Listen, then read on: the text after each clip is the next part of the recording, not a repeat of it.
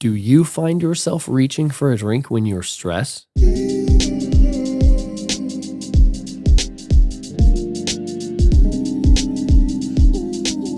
Welcome back to the Quit Drinking Alcohol podcast. I'm Dylan Reed, and I'm here to help you navigate life beyond alcohol. In our last episode, we talked about creating a positive, sober routine to support your goals. Today, we're tackling a topic that many of us know all too well: stress and drinking. Stress is one of the biggest triggers for drinking, and for good reason.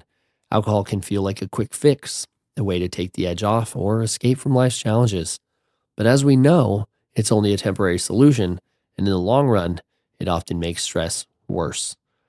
In this episode, we'll explore the connection between stress and drinking, why it happens, and most importantly, how to manage stress in healthier, more effective ways. If stress has been a stumbling block for you, this conversation will give you tools to take back control and move forward with confidence.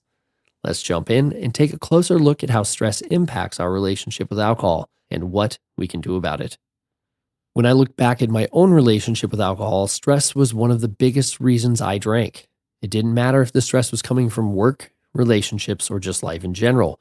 When I felt overwhelmed, my first instinct was to reach for a drink. It felt like a way to shut off my brain for a little while and escape the pressure.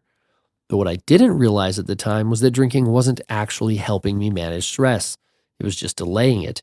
The problems were still there the next day, and now I had the added stress of feeling tired, unfocused, or even guilty about drinking. It took time, but I eventually learned that there are healthier ways to deal with stress, ways that don't come with the negative consequences that alcohol brings. And the more I leaned into those healthier strategies, the more I realized I could handle stress without needing to escape from it. I'm sharing this because I know how tempting it can be to use alcohol as a coping mechanism, but I also know that breaking the cycle is possible, and it starts with understanding the connection between stress and drinking. So why does stress and drinking seem to go hand in hand? The connection is rooted in both biology and learned behavior. Let's start with the biological side. When you're stressed, your body goes into fight or flight mode. Your brain releases stress hormones like cortisol, which make you feel on edge. Alcohol, on the other hand, is a depressant. It slows down your central nervous system and temporarily dulls those feelings of stress. That's why having a drink can feel like instant relief. It's calming your body's stress response. But here's the catch. While alcohol might help you feel relaxed in the moment, it actually disrupts your brain's ability to manage stress over time. The more you rely on alcohol to cope, the harder it becomes for your body to regulate stress naturally. This creates a cycle where you feel like you need alcohol to calm down, but in reality, it's making stress harder to manage in the long run. On top of the biology, there's also a behavioral connection. For many of us, drinking becomes a habit, a learned response to stress. If you've used alcohol to cope with tough days in the past, your brain starts to associate stress with drinking. Over time, this association becomes automatic, and you might find yourself reaching for a drink without even thinking about it. Understanding this connection is so important because it helps us see why drinking to cope with stress feels so instinctive, and why it's also unsustainable. The good news is that once you're aware of this cycle, you can start to break it and replace it with healthier ways of managing stress. One of the most important steps in managing stress without alcohol is learning to recognize your stress triggers. Stress often doesn't come out of nowhere. It's usually tied to specific situations, events, or emotions that make us feel overwhelmed or out of control. By identifying these triggers, you can start to take proactive steps to address them before they lead to cravings. Here are a few common stress triggers that many people face. Work or career pressures, like deadlines, long hours, or conflicts with coworkers, can leave you feeling drained and anxious.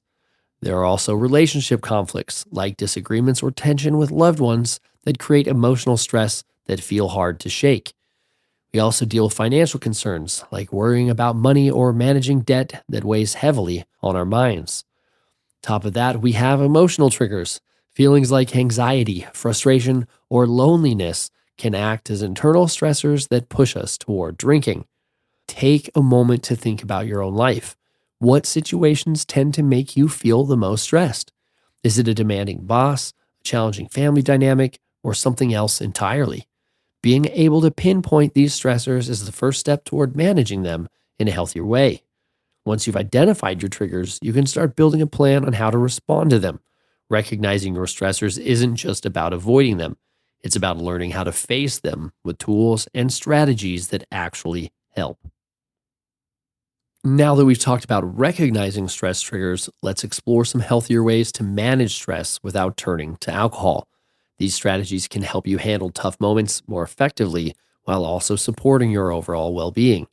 Let's start with something simple but incredibly powerful: breathing exercises.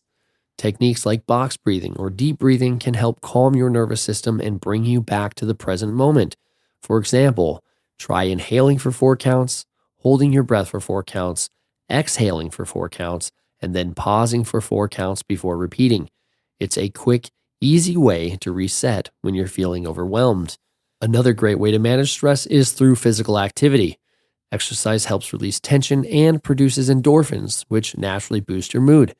Whether it's a brisk walk, a yoga session, or even just a quick stretch, moving your body can be a fantastic way to cope with stress. Mindfulness practices like meditation or grounding techniques can also be incredibly effective. Meditation allows you to step back from the stressful thoughts and focus on the present, while grounding techniques, like focusing on your senses, can help you feel more anchored when stress feels overwhelming. Sometimes the best way to handle stress is by talking it out with someone you trust. Whether it's a close friend, family member, or support group, having a listening ear can make a huge difference. Don't underestimate the power of connection when it comes to managing stress. Lastly, consider creating a calming ritual to unwind at the end of the day. This might be as simple as lighting a candle, reading a book, or taking a warm bath. Giving yourself permission to relax and recharge can help prevent stress from building up in the first place. These are just a few tools you can use to manage stress in healthier ways. The key is finding what works for you and making it a regular part of your routine. As we wrap up today's conversation about stress and drinking, I want to encourage you to take a moment for self reflection. Understanding your stress triggers and exploring healthier ways to cope is a deeply personal journey, and it starts with asking yourself the right questions. Here's a journal prompt to consider. When I feel stressed, what are some healthier ways I can respond instead of drinking? Think about what strategies we've talked about today: breathing exercises, physical activity, mindfulness, social support, and consider which ones resonate with you. If you're not sure where to start, that's okay. The act of reflecting itself is a step in the right direction. Over time, you'll discover what works best for you, and you'll build the confidence to face stress without relying on alcohol. Remember, this is about progress, not perfection. Every small step you take toward understanding your stress and finding new ways to cope is a victory worth celebrating. That's it for today's episode. We've explored the connection between stress and drinking, how to recognize your stress triggers, and practical ways to manage stress in healthier, more effective ways. Remember, stress is a part of life, but it doesn't have to control your choices. By understanding your triggers and building healthier coping strategies, you're taking a big step toward creating a balanced, fulfilling life without alcohol.